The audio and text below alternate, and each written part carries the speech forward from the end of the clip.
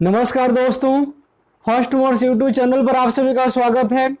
तो जैसा कि आप सभी को पता है कि मैंने पिछले वीडियो में वर्णमाला का पार्ट 1 पढ़ा है, जिसमें स्वर को बेहतर तरीके से डिस्क्राइब किया हूँ। और जो लोग हमारे यूट्यूब चैनल पर नए होंगे वो हमारे यूट्यूब चैनल को सब्सक्राइब जरूर कीजिएगा और अधिक से अधिक अपने मित्रों को शेयर कीजिएगा। और जो लोग पहला पार्ट वर्णमाला का फर्स्ट पार्ट ना देखे होंगे तो पहला पार्ट्स देखेंगे आप, उसके बाद ही दूसरा पार्ट्स आपको अच्छे समझ में आ पाएगा। तो जो लोग पहला पार्ट्स ना देखे हों वो पहला पार्ट्स जरूर जाके देखेगा, उसके बाद दूसरी पार्ट्स काफ़ी अच्छी समझ में आएगा।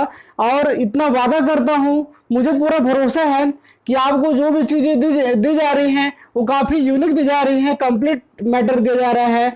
आप दोनों वीडियो देखने के बाद आपके पास जितने प्रैक्टिस सेट हों या जितने साल के पुराने पेपर हों आप सॉल्व कीजिए, क्वेश्चन संभवतः मिस नहीं होंगे। आपको हम पढ़ाने के बाद एक वीडियो बनाएंगे स्पेशल, जिसमें सिर्फ क्वेश्चंस, कई सालों में क्वेश्चंस आए हुए उसका डिस्कशन करेंगे। तो आप देखेंगे कि कैसे क्वेश्चंस बन रहे हैं। ये आप लोग के पास बुक होंगी तो आप उन बुकों से प्रैक्टिस कीजिए अच्छे से, आपको एहसास होगा कि रियली मुझसे कितना आ रहा है। ठीक है, तो आइए स्टार्ट करते हैं। मैंने कल पढ़ाया था स्वर, आज पढ़ाएंगे व्यंजन। ठीक है, तो व्यंजन को कितने आधार पर पढ़ेंगे? व्यंजन को पढ़ेंगे सामान्य आधार पर, प्रयत्न के आधार पर, उच्चारण के आधार पर, घोष के आधार पर, प्राण के आधार पर और विशिष्ट वर्ण होते हैं। ठीक है, तो सबसे पहला टॉपिक हम देखते हैं आपका सामान्य आधार पर व्यंजन। तो सामान्य आधार पर व्यंजन को स्पर्श व्यंजन, अंतस्थ व्यंजन, ऊष्म, संयुक्त, संपृक्त, द्वित्व, युग्मक, ठीक है, इतने आधार पे बांटे हुए हैं।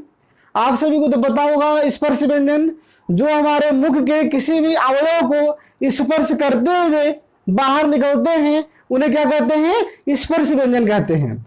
जो हमारे मुख के किसी भी अवयव को स्पर्श करते हुए बाहर निकलते हैं उन्हें क्या कहते हैं? स्पर्श व्यंजन कहते हैं। क, ख, ग, घ, अंगा ये कंठ में आता है। ठीक है, तो कंठ आप सभी को पता होगा, कंठ बैक साइड के रिंग टाइप की होती है, तो वहां से आवाज टकरा कर सुनाई पड़ती है मुझे, जैसे का, ख, ग, हमको वहां से टकरा कर रिटर्न होती है, तो इसे कंठ बोलते हैं। मैंने आपको कल बताया भी था कंठ वर्ग में क्या क्या आता है। आकुह विसर्जनी, आ, क, ख, ग, घ, अंगा और ह, ये कंठ वर्ग में आते हैं। जब उच्चारण के आधार पर पढ़ाएंगे तो आपको हम डिटेल इसमें बताएंगे, स्वर को भी ले लेंगे और जितने भी आते हैं कंठ में, यही बस 5 नहीं आते हैं, कंठ में और भी आते हैं। जब उच्चारण के आधार पर हम पढ़ाएंगे तो उसमें पूरे ले लेंगे। ठीक है, अभी आपको सामान्य आधार पर पढ़ा रहे हैं। सामान्य आधार में सिर्फ वो वर्ड हैं जो स्पर्श में आते हैं। जब उच्चारण के आधार पर पढ़ाएंगे तो उच्चारण में जो जितने भी आएंगे उन सभी को हम ले लेंगे उच्चारण में, जिनका भी उच्चारण होगा। ठीक है, तो का, ख, ग, घ, अंगा ये कंठ वर्ग हुआ, च, छ, ज, झ, इया ये ताल वर्ग हुआ, ट, ठ, ड, ढ, अड़ा ये आपका मूर्धन्य वर्ग हुआ, और त, थ, द, ध, न आपका दंत वर्ग हुआ, और प, फ, ब, भ, म आपका ओष्ठ वर्ग हुआ। ठीक है, तो जैसे आपका हुआ ताल वर्ग, तालव्य वर्ग। ठीक है, तो तालव्य वर्ग में आपको पता है कि जैसे आप बोलते हैं च, छ, ज, झ, इया, तो जब हम च बोलते हैं तो हमारी जो जीभ है वो ताल को टच करती है। च, तो हमारी जीभ जो है वो ताल को टच करती है, इसे क्या बोलते हैं? तालव्य वर्ग। च, छ, ज, झ, इया, हमारी जीभ ताल को टच करती है, इसीलिए तालव्य बोलते हैं इसे। ठीक है, और ट, ठ, ड, ढ, आड़ा, ट, ठ, ड, ढ, आड़ा, तो ये क्या है? मूर्धन्य वर्ग है। ये मूर्धा पीछे से बैक साइड से टकरा कर आती है, इसे मूर्धन्य बोलते हैं। ठीक है, फिर दंत वर्ग, ता, था, दा, धा, ना, दंत वर्ग। तो दंत वर्ग में ता, था, दा, धा, ना, जो वर्ड ता, जब ता बोले, था बोले, दा बोले, धा बोले, ना बोले, तो इसमें क्या होता है कि हमारी जो जीभ है, ये जो वर्ड है हमारे दांत से टकरा कर ही आते हैं। ता, जब हमने ता, था, दा, ना को बोला तो हमारे जो जीभ है वो दांत को टच करते हुए इनको साउंड ला पाती है, ठीक है। विदाउट दांत को टच किए हुए जीभ तथा तथा ना को बोल नहीं सकते हैं। आप बोलकर महसूस कर सकते हैं ता, था, दा, धा, ना। तो हमारी जो जीभ है वो दांत को टच कर रही है, इसलिए बोलते हैं इन्हें क्या, दंत्य। जो दांत को टच करते हुए निकले उन्हें दंत्य बोलते हैं। इसी प्रकार आपको हो जाएगा पा, फा, वा, भा, मा। तो पा हमने जैसे बोला पा, फा, तो हमारे जो ओठ है दोनों टच कर रहे हैं, इसलिए बोलते हैं इसे ओष्ठ वर्ग, ठीक है। अभी सिर्फ आपको हम व्यंजन यहां बता रहे हैं सामान्य आधार पर। जब आपको उच्चारण के आधार पर पढ़ाएंगे तो कंठ में कौन कौन से आते हैं, तालव्य में कौन कौन से आते हैं, मूर्धा में, इन सबको हम आगे डिस्क्राइब करेंगे, ठीक है। तो आशा करता हूं कि आप सभी लोगों ने स्पर्श को समझा होगा। स्पर्श व्यंजनों की संख्या कुल होती है 25। पेपर में कभी कभी पूछा जाता है स्पर्श व्यंजनों की संख्या कितनी होती है, 25 होती है, ठीक है। तो अंतस्थ, अंतस्थ आपका क्या होता है, य, र, लव। यह जो होता है इचुएसानम, ई, जैसे जैसे इया, और यह तो 21 में आता है, ताल वर्ग में आता है, मैंने कल बताया था आपको पिछले वीडियो में। और ऋटुरसाड़म, री ऋषि, टठ टेढ़ा आड़ा, ख खटकोर और र, ठीक है। री ऋषि में चूंकि र के साउंड आ रही है, स प्लस र, तो ये मूर्धा हो जाएगा। अल्लाह आपका जो है लृदलसानम, तिलरी, तथा तथा ना, ठीक है। और सब तो आपके दंत में आ जाएगा। और जो वह होता है दंताष्ठ, मतलब दांत और ओठ दोनों से आता है। और उसमें जो होता है शाखा सह, जो हमारे मुख से घर्षण करते हुए, अंतस्थ का मतलब होता है, चीज जान लीजिए, य, र, लव। जब हम यारा लव को बोलते हैं तो हमको पेट को दबाना पड़ता है। जो वर्ड अंदर से निकले, अंतस्थ अंदर से निकले, उसे क्या कहते हैं, अंतस्थ कहते हैं। तो य, र, लव जब कोई बच्चा बुलाता है, आप छोटे बच्चों को खड़ा कीजिए, जब बच्चा वो बुलाएगा य, र, ल, व, तो निश्चित रूप से अपने पेट को अंदर की तरफ दबाता है। तो जो अंदर से ध्वनि निकले उसे क्या बोलेंगे, अंतस्थ बोलेंगे। और उसमें जो हो जाएगा स, ख, सह, जो हमारे मुंह से घर्षण करते हुए उष्मा देकर बाहर निकले, उन्हें उस व्यंजन कहते हैं। और छात्र, ज्ञाश्र, ये संयुक्त व्यंजन है, ठीक है। ये संयुक्त व्यंजन छ बनता है, आपको पता है, का प्लस खा खटकोट से, त्र बनता है ता प्लस र से, ज्ञा बनता है जा प्लस या से, स्र बनता है सा प्लस र से, ठीक है। और पेपर में आपके लिए वेरी वेरी मोस्ट है, आप सभी के लिए नई चीज होगी, जो कि आपके यूपी टेट का पेपर उठाएंगे तो आपको मिल जाएगा। सीधे सीधे प्रश्न मिल जाएंगे, संपृक्त प्रवेश क्वेश्चन और द्वितावलिक युग्मक प्रवेश क्वेश्चन आपको पेपर में मिल जाएंगे। तो संपृक्त क्या होता है, जब कोई आधा वर्ड किसी दूसरे वर्ड से मिलकर, किसी दूसरे वर्ड से मिलकर एक जो शब्द का निर्माण होता है उसे क्या बोलते हैं, संपृक्त। और द्वितावलिक युग्मक जो होता है, समान मतलब आधा वर्ड अपने ही वर्ड के वर्ड से मिलकर कोई शब्द बनाता है, उसे द्वितावलिक युग्मक कहते हैं। आधा वर्ड अपने ही वर्ड से मिलकर एक शब्द बनाता है तो उसे द्वितावलिक युग्मक कहते हैं। जैसे पक्का, आधा का, अपूरा का, आधा का पूरा का, दिल्ली, आधा ला पूरा ला, ठीक है। सच्चा, तो ये आपकी जो कहलाते हैं द्वितावलिक युग्मक कहलाते हैं। जब आधा वर्ड अपने ही वर्ड से मिलकर एक शब्द बनाता है उसे द्वितावलिक युग्मक कहते हैं। और संपृक्त आप समझिएगा, यूपी टेट का पेपर है, आप वर्णमाला कितना ज्यादा इंपॉर्टेंट है आप देखिएगा। एक पेपर में कम से कम मिनिमम 5 से 6 क्वेश्चन आया हुआ है वर्णमाला से, पर्याप्त क्वेश्चन पूछे जाते हैं। जैसे आपका एक क्वेश्चन मैंने कल पढ़ाया था आपको, प्लुत स्वर कौन सा है, प्लुत स्वर कौन सा है, ये दिया है ओम, फिर ओम ऐसे लिखा हुआ है, ओम ओम, तो ओम, तो ये कल ही मैंने पढ़ाया था आपको, पिछला वीडियो जरूर देखिएगा जो लोग ने देखे होंगे, काफी इंपॉर्टेंट वीडियो है। अब अगला क्वेश्चन आपका देखिए यहाँ दिया हुआ है, उच्चारण की दृष्टि से कौन सा विकल्प शुद्ध है, स दंत है, स क्या है, दंत है। मैंने बताया था ये तीनों स क्रम से आते हैं, जब हम उच्चारण के आधार पर पढ़ाएंगे तो आपको बताएंगे। ये जो स आता है अकुल विसर्जनी इचु ईशानम ऋतुर्षाणम ऋतुलसानम, तो ये वाला जो स आता है इसमें आता है, ये स इसमें आता है, ये वाला स जो आता है इसमें आता है। तो ये आपका जो है कौन सा विकल्प शुद्ध है, स दंत में आता है ये सब, तो बिल्कुल सही है। दूसरा च कंठ में आता है, च कंठ में गलत है। ख खड़कोड़ तालव्य में आता है, तो ख खड़कोड़ मूर्धा में आता है, ये गलत है। और ये स सर्वता मूर्धन्य में आता है, तो ये गलत है। ठीक है, तो आशा करता हूं कि आप सभी लोग इसको अच्छे से पढ़ेंगे। एक क्वेश्चन और है, निम्नलिखित में से कौन सा कथन अशुद्ध है। हिंदी में ज्ञा का उच्चारण परंपरा से भिन्न हो गया है, 6 संयुक्त व्यंजन है, विसर्ग कंठ वर्ण है, 2 महाप्राण व्यंजनों का उच्चारण एक साथ हो सकता है। तो 2 महाप्राण व्यंजन, अल्प प्राण महाप्राण व्यंजन, तो अल्प प्राण महाप्राण व्यंजन का एक साथ उच्चारण हो ही नहीं सकता है। एक जैसे आपको पता है, कोई बच्चा बुलाता है का, फिर बोलता है खा, फिर बोलता है ग, तो एक अल्प प्राण आता है, फिर महाप्राण आता है।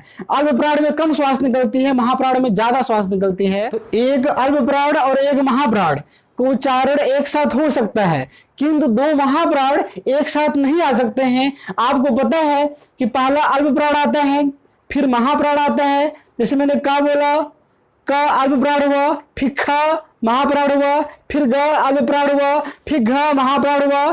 तो इस प्रकार यहाँ जो विकल्प में दिया है 2 महाप्राण व्यंजनों का उच्चारण एक साथ हो सकता है, तो ये सर्वथा गलत है, अशुद्ध आपको बताना था। तो विकल्प नंबर 4 आपका जो होगा ये गलत होगा। तो इस प्रकार वर्णमाला से बहुत सारे क्वेश्चन आए हुए हैं। आइए नेक्स्ट टॉपिक की तरफ चलते हैं, प्रयत्न के आधार पर देखते हैं। ठीक है, तो आइए देखते हैं प्रयत्न के आधार पर।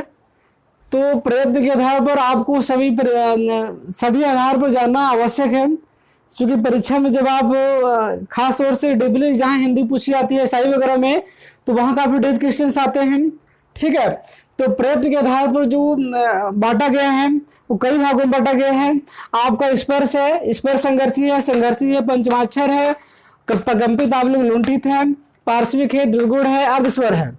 तो स्पर्श में जो होता है क ख ग घ ए बी सी होते हैं।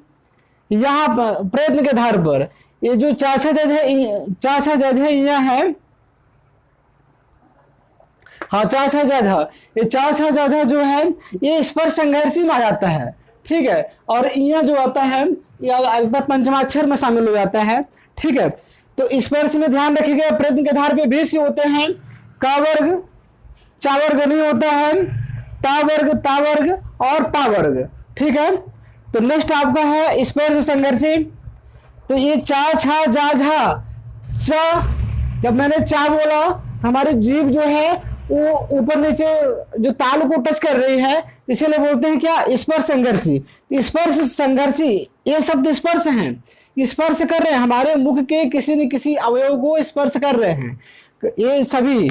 लेकिन ये जो है चौसा यहाँ है, चौसा जजा है, ये स्पर्श करने के साथ साथ संघर्ष भी कर रहा है, चा छा जा झा यहाँ। इसीलिए प्रयत्न के आधार पर इसको अलग कर दिया गया है, इसको नाम दे दिया गया है स्पर्श संघर्षी। ये भी स्पर्श है, ये भी स्पर्श है, लेकिन इसको क्या कर दिया गया, स्पर्श संघर्षी के अंतर्गत रख दिया गया है।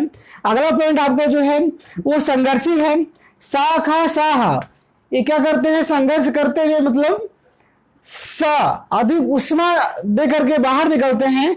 ठीक है, या उष्म वर्ड भी बोलते हैं इन्हें, उष्मा देकर बाहर निकलते हैं, सा ख सा हा। ठीक है, अगला जो आपका है पॉइंट पंचमाक्षर आवलिक अनुनासिक है। तो पंचमाक्षर आवलिक अनुनासिक आपका है जिसमें मतलब नाक से जो जिसमें साउंड आए, अंगा इया आड़ा न मा। ठीक है, जो वेरी वेरी मोस्ट है, ये प्रकंपित, ये सारी चीजें बहुत ज्यादा पेपर में पूछ जाते हैं, यहाँ आप गलती करते हैं ज्यादा। प्रकंपित आप लोग लुंठित वर्ड पेपर में दे दिया जाएगा और विकल्प दे दिया जाएगा या र लावा। ठीक है, तो जो र होता है वो प्रकंपित आप लोग लुंठित होता है। जब कोई छोटा बच्चा होता है वो र और ल को नहीं बोल पाता सही से, र को ल पढ़ लेता है, प्रकंपित, क्योंकि इसमें कंपन होती है। राम, आप छोटे बच्चों को बुलवाइए पापा बोल लेगा, यदि र वाले शब्द आए तो र वाले शब्द को नहीं बोल पाएगा, क्योंकि इसमें कंपन उत्पन्न होती है।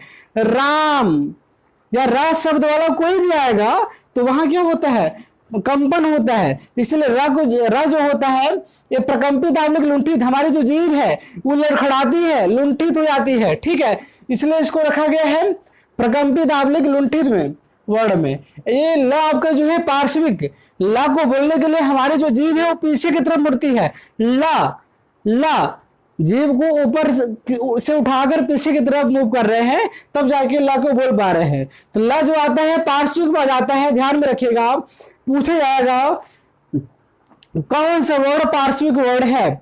सा खा साह दे देगा, सा खा सा ल, ये 4 विकल्प दे दिएगा, तो क्या होगा आपका पार्श्विक वर्ड क्या हो जाएगा, ल हो जाएगा।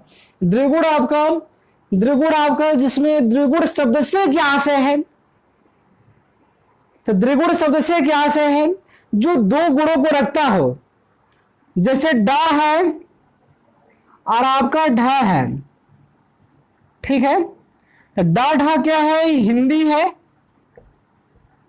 और इसको जो बिंदी लगी है क्या है, फारसी है।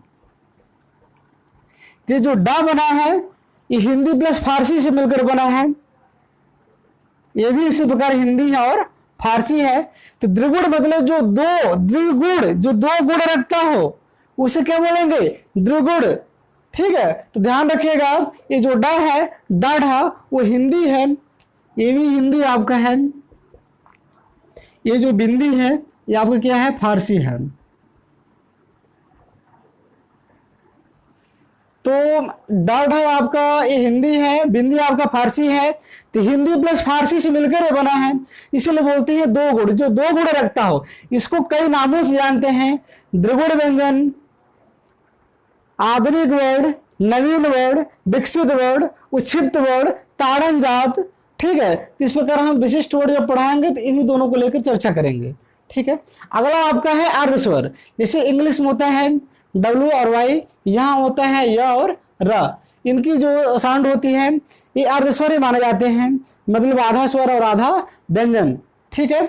तो अगला जो आपका है उच्चारण के आधार पर है, तो आइए हम देखते हैं उच्चारण के आधार पर। आशा करते हैं कि आप सभी को समझ में आ गया होगा, आप जरूर एक बार और देख लेते हैं। स्पर्श में प्रत्यय के आधार पर 20 होते हैं, 4 से यहाँ अलग हो जाता है, ये स्पर्श संघर्षी के अंतर्गत आ जाते हैं, असंघर्षी में 4 होते हैं, पंचमा अक्षर आप जानते ही हैं।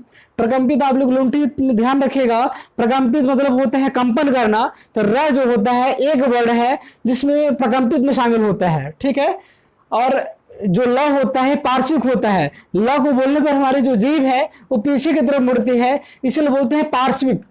द्विगुण आपको मैंने बताया जो 2 गुणों को धारण किया हो, जो 2 गुणों को धारण किया हो उसे द्विगुण व्यंजन बोलते हैं।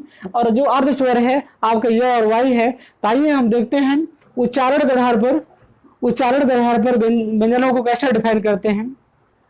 दोस्तों उच्चारण के आधार पर बहुत ज्यादा प्रश्न बनते हैं हर एग्जाम में, आप किसी पेपर को उठाएंगे तो पर्याप्त क्वांटिटी में यहाँ से आपको क्वेश्चंस मिलेंगे। तो आइए हम समझते हैं उच्चारण के आधार पर वर्डों को।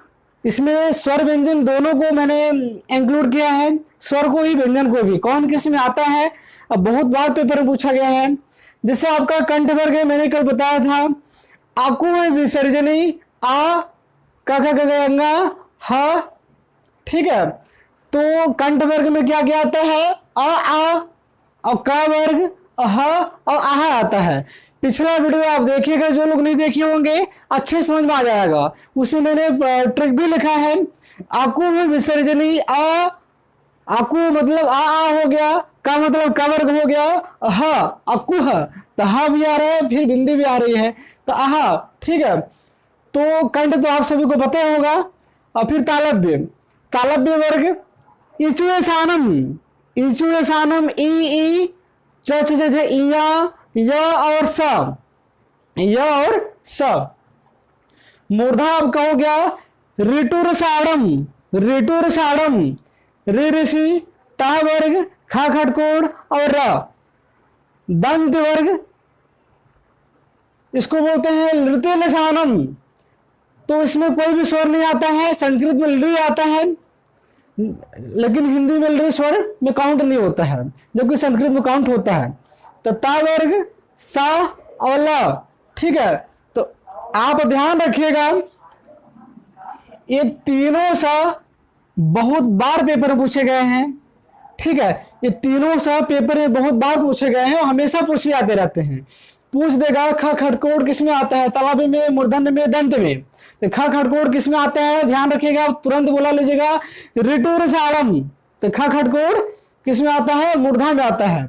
ये तीनों सा, यह पूछ देगा यह किस में आता है, तालाबी में आता है।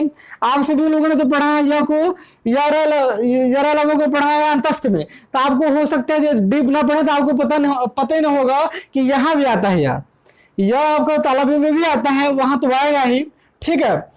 तो ध्यान रखिएगा, ये तीनों से क्रम से आते हैं। पहला सा सलजम चा वर्ग में, दूसरा खड़ खड़कोड़ मूर्धा में, तीसरा सिटी वाला सा ये दंत वर्ग में आता है। इन तीनों सा को ध्यान में रखिएगा, ये फार्मूले को भी ध्यान में रखिएगा। पिछली वीडियो में मैंने लिखा था आकु विसर्जनी आ कखे गंगा इचु सानम ई चया या सा ऋटुर साड़म रे ऋषि टा वर्ग ख खड़कोड़ और र, ठीक है। ख खड़कोड़ र रे ऋषि, ये तीनों एक्स्ट्रा चीजें किसमें आती हैं, मूर्धन्य वर्ग में आती हैं। तो इसमें यदि कभी पूछा जाए आपसे कंठ वर्ग में कितने वर्ड होते हैं, तो ये 5 हुए, 5 2 7 2 9। कंठ में कितने हुए, 9। तालाबी में कितने हुए, 5 2 7 2 9, यहाँ भी हुए, ठीक है। कभी कभी ये भी पूछ दिया जाता है। अब मूर्धा में कितने हो जाएंगे, 5 3 8 हो जाएंगे, ठीक है। और दंत वर्ग में कोई भी स्वर शामिल नहीं होता, संस्कृत में लृ शामिल होता है। तत्ता वर्ग, इसको बोलते हैं लृति लसानम। तो लृति लसानम, तो ल आ रहा है, लृति लसानम, लृति ता मतलब ता, फिर ल और स, लृति लसानम। तो ता वर्ग 5 2 कितने हो जाएंगे, 7 हो जाएंगे, ठीक है। तो ता वर्ग तथा तथा ना और स और ल इतने आते हैं। अब आपका ओष्ठ, ओष्ठ में पता है उपमध्यमनी ओ पपमा, ठीक है। तो इसमें कितने हो जाएंगे, 5 और 2 7 हो जाएंगे। दंतोष्ठ, जो दांत और ओष्ठ दोनों से बोले जाते हैं, वेरी वेरी मोस्ट ये वर्ड है, ध्यान में रखिएगा, पेपर के लिए इंपॉर्टेंट है। यहाँ से ये बनता है, जो वह है वो दांत और ओष्ठ दोनों का प्रयोग करके बोला जाता है, इसे बोलते हैं क्या, दंतोष्ठ। और कंठ तालव्य मैंने कल बताया था आपको पहले वीडियो में, आप जरूर देखिएगा पहला वीडियो। तो कंठ तालव्य जो होता है, जो वर्ड कंठ और ताल दोनों से बोले जाए उसे क्या बोलते हैं, कंठ तालव्य। जैसे मैंने बताया ए बनता है किससे, आ प्लस ई से। अब आपका है कंठ है, ई आपका क्या है, ये आपको पता है तालव्य है, ताल है, इसको क्या बना दिए, कंठ तालव्य। तो कंठ और ताल से जो मिलकर बनेंगे वो क्या कहलाएंगे, कंठ तालव्य। और कंठ ओष्ठ, जो कंठ और ओष्ठ से मिलकर बनेंगे, जैसे आपका है ओ, आ प्लस उ बराबर ओ, ठीक है। तो आ आपका क्या है, कंठ है, उ आपका क्या है, ओष्ठ है। तो कंठ प्लस ओष्ठ से मिलकर जो बनते हैं उसे क्या बोलेंगे, कंठोष्ठ। तो एक ओ किस में आता है, कंठोष्ठ में आता है। और नासिका आपका, नासिका आप सभी को पता है, अंगा, या, आड़ा, न, म और अंग भी आता है। तो आशा करता हूं कि आप सभी लोग बहुत बेहतर तरीके से उच्चारण के आधार पर सभी वर्डों को सीखा होगा। इसमें स्वर और व्यंजन दोनों को मैंने समाहित किया है, क्योंकि दोनों को पूछा भी आता है। आपको पूछ देगा ऊ किस में आता है, ओष्ठ में, तालव्य में, दंत में, मूर्धन्य में, ये तीनों साथ पूछे जाते हैं, ठीक है। तो आइए हम देखते हैं घोष के आधार पर। तो दोस्तों घोष के आधार पर हम देखते हैं वर्णमाला में, वर्णमाला को जो वर्ड है स्वर व्यंजन सभी कौन घोष में आते हैं, कौन अघोष में आते हैं, ठीक है। तो सघोष या घोष एक ही चीज होता है। और आघोष, आघोष का जो मतलब होता है केवल श्वास। अघोष का जो मतलब होता है केवल, इसमें श्वास आता है। और घोष आबलिक सघोष का मतलब होता है केवल गुज। जैसे मैंने बोला ग, थोड़ा सा नाक से साउंड आ रही, घ अंगा, ठीक है। और क ख, इसमें श्वास आ रही है, मुंह से श्वास आ रही है। लेकिन जब तीसरे चौथे पांचवें वर्ड को बुलाते हैं तो इसमें थोड़ा गूंज उत्पन्न होता है। तो इसलिए इसको साघोष या घोष किसी भी वर्ग का तीसरा वर्ड, तीसरा चौथा पांचवा साघोष के अंतर्गत आता है। तीसरा चौथा पांचवा सघोष के अंतर्गत आता है। अब पहला दूसरा जो होता है वो अघोष के अंतर्गत आता है। अघोष में मैंने बताया केवल श्वास आती है। जैसे क ख बोला तो नाक की कोई जरूरत नहीं पड़ रही है, तो ग बोलूंगा ग घ अंग, थोड़ा सा गूंज उत्पन्न होता है यहाँ, ठीक है, बहुत माइनर फील होता है।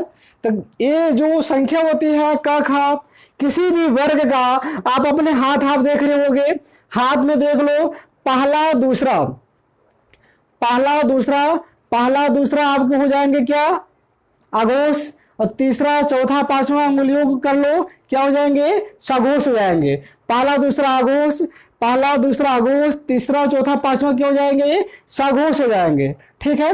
तो ये हुए का खा चा छा टा ठा ता था पा फा और सा खा सा। ये जो है ये चीज ध्यान में रखनी है आपको। सा खा सा में भी हवा आती है, श्वास आती है, इसमें गूंज उत्पन्न नहीं होता है। तो सा खा सा भी आपके अघोष में आते हैं। तो इनकी कुल संख्या हो जाती है 2 पंचे 10 और 3 13 हो जाती है। संख्या भी पूछी जाती है, तो आप सभी लोग संख्या को जरूर ध्यान में रखिएगा, भूलेगा नहीं। संख्या भी हमेशा पूछी जाती है, आप पुराने पेपर्स उठाएंगे तो आपको जरूर मिल जाएगा। अब हम बात करते हैं सघोष आबलिक घोष की। तो इसमें केवल गूंज उत्पन्न होता है। किसी भी वर्ग का तीसरा चौथा पांचवा जो होता है वो सघोष या घोष कहलाता है, ठीक है। गा घा अंगा, जा झा इया, जा झा इया, डा ढा, जैसे हम इन वर्ड को बोलते हैं तो कहीं ना कहीं मेरे गूंज उत्पन्न होती है। थोड़ा नाक का भी उपयोग करना पड़ता है, हवा तो ठीक ही है, ठीक है।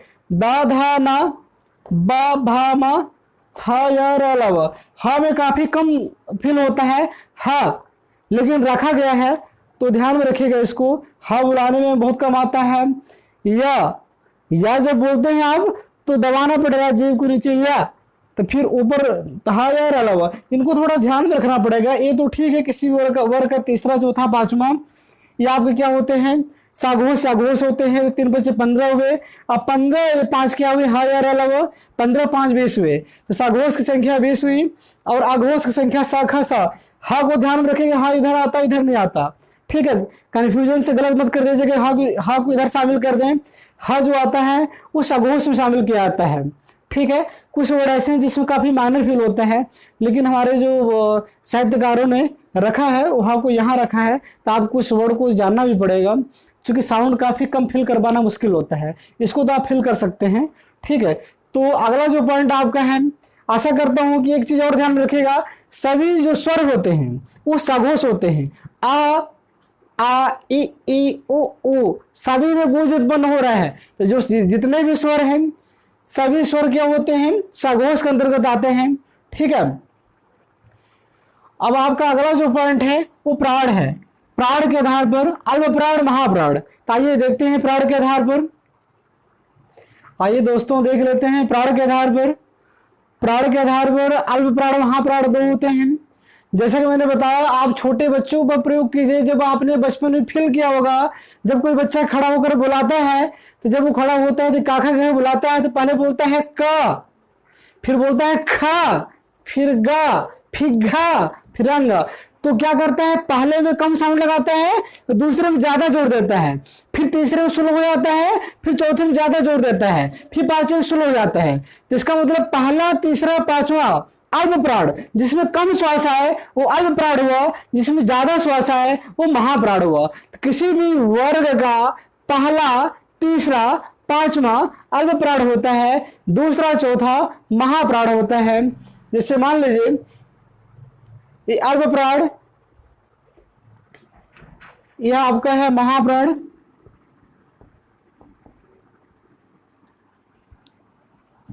यहां कम श्वास आते हैं, यहाँ आपका अधिक श्वास आती है। ठीक है, तो हमारे मुख में स्वर तंत्रियां होती हैं, स्वर तंत्रियां जिनमें काफी देर तक हवा निकलती है, ज्यादा रुकावट की जरूरत पड़ती है, तो ये झांकृत नहीं होती है अल्पप्राण में, इन्हें अल्पप्राण कहते हैं। जैसे मैंने बताया, क बोलेंगे क, सामान्य तरीके से बोलिए।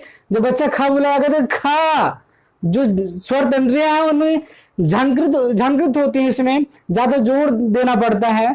ठीक है, तो जिसमें स्वर तंत्रियां झांकृत नहीं होंगी वो अल्पप्राण हो जाएगा, जिसमें झांकृत होंगी वो क्या हो जाएगा, महाप्राण। और सीधा सीधा मोटे तौर पर ध्यान रखिएगा, किसी भी वर्ग का पहला, तीसरा, पांचवा अल्पप्राण होता है और दूसरा चौथा महाप्राण होता है। इसमें क्या होता है, स्वर तंत्रियां झांकृत होती है, महाप्राण कहते हैं। ये किसी भी वर्ग का दूसरा चौथा वर्ण होता है। ठीक है, आशा करता हूं कि आप सभी लोग समझ गए होंगे। अब इसमें लिखने की जरूरत तो है नहीं, आप सभी लोग लिख ही लोगे। ठीक है, आपका एक विशेष बचा है विशिष्ट वर्ण। विशिष्ट वर्ण को मैं समझाता हूं, आप लोगों ने अभी तक ज्यादा विशेष इसके बारे में जानते नहीं होंगे। ताइए विशिष्ट वर्ण को देखते हैं।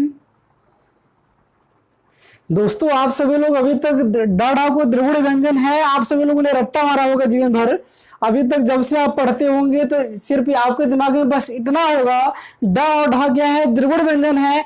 लेकिन द्विगुण व्यंजन क्यों है, इसे द्विगुण क्यों बोलते हैं, तो आज आपको मैं क्लियर करा देता हूं द्विगुण व्यंजन ही क्यों बोलते हैं। तो ध्यान रखिएगा, द्विगुण शब्द से आशय होता है जो दो गुणों को धारण किया हो। तो जो हमारा ड और ढ है, जो ड है वो हिंदी है, जैसे मैंने बताया था, लोटा, डंडा, पगड़ी, थाली, ये सारे जो अटपटे वर्ड हैं वो देशज शब्द हैं हमारे। ठीक है, तो जो हिंदी है, ड जो है वो डाढ़ा हिंदी है, और इसमें जो बिंदी लगा है ये फारसी शब्द है, ये फारसी है। तो हिंदी प्लस फारसी से मिलकर इसे बनाया गया है, इसलिए दो गुण को धारण किया हुआ है, इसीलिए हम बोलते हैं द्विगुण। बहुत सारे लोग इस आधार पर द्विगुण बोल देते होंगे, दो है इसलिए द्विगुण बोल देते हैं, जबकि सर्वथा गलत है।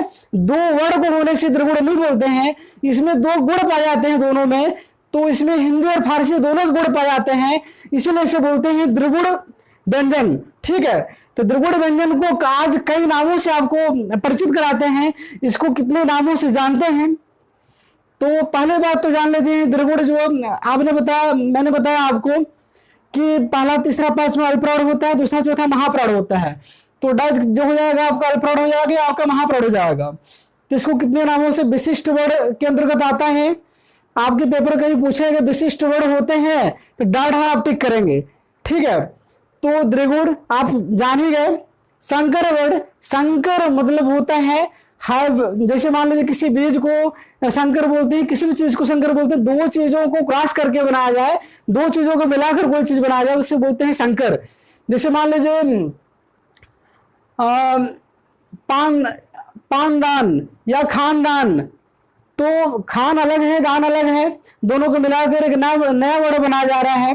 ठीक है, तो जब दो को मिलाकर एक नया बनाया जाए उसे क्या बोलते हैं, संकर या योगी, संकर वर्ण बोलते हैं। तो ध्यान में रखिएगा, ये संकर मतलब ये दोनों की विशेषता को शो कर रहा है, हिंदी प्लस फारसी, इसलिए संकर बोल रहे हैं। उक्षिप्त, उश्रिप, द्विज, द्विज मतलब होता है, द्वि मतलब दोबारा, जन्म मतलब जन्म, जिसका दोबारा जन्म हुआ हो, जिसका पुनः जन्म हुआ हो उसे क्या बोलते हैं, द्विज। जिसको इतने नामों से जानते हैं, इसे ताड़न जात भी बोलते हैं। उच्छिप्त मतलब जो उच्छिप्त हो, मतलब जिसका पुनः वो उत्साधन किया गया हो। ठीक है, पुनः सृजन किया गया हो, पुनः निर्माण किया गया हो। ठीक है, तो नवीन वर्ण, नवीन वर्ण आप सभी को पता है, इनको मिलाकर क्या बनाया गया है, नवीन वर्ण। हिंदी प्लस फारसी को मिलाकर एक नया वर्ण बनाया गया है, जिसे बोलते हैं आप सभी लोग द्विगुण बोलते हैं हमेशा से, इसे नवीन वर्ण ही बोलते हैं, आधुनिक वर्ण ही बोलते हैं। तो ध्यान रखिए कितने नामों से जाने हम, 1 2 3 4 5 6 7 8 ऐसे विकसित वर्ण ही बोलते हैं। ठीक है, तो 9 नामों से जानते हैं, 10 नामों से। तो द्विगुण, द्विगुण पाला हुआ, संकर वर्ण, उच्छिप्त, उश्रिप, द्विज, ताड़न जात, नवीन वर्ण, आधुनिक वर्ण। हो सकता है आप लोगों ने पहली बार जीवन में इतने नाम जानते होंगे और ये भी जानते होंगे कि द्विगुण इसको क्यों बोलते हैं। तो आशा करता हूं कि आप सभी लोग समझ गए होंगे। एक वर्ड हमारे पेपर में काफी ज्यादा पूछा जाता है, ह।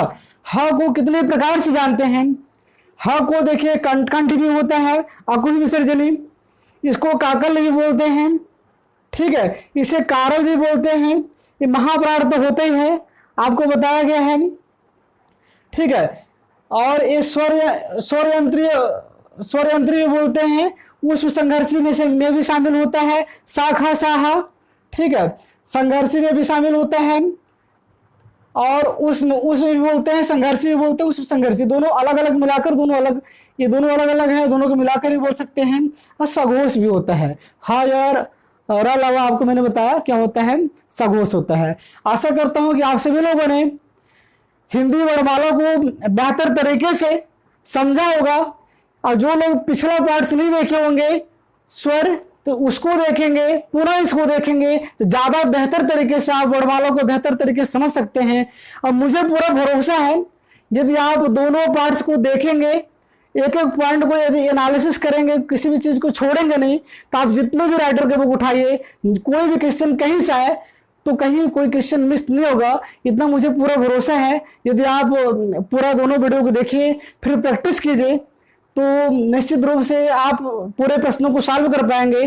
तो अगले वीडियो में हम आप सभी को एक वर्णमाला के क्वेश्चन सेट लेकर आएंगे, जिसमें 20 से 25 क्वेश्चन लेकर आएंगे, आप सभी को सॉल्व कराएंगे।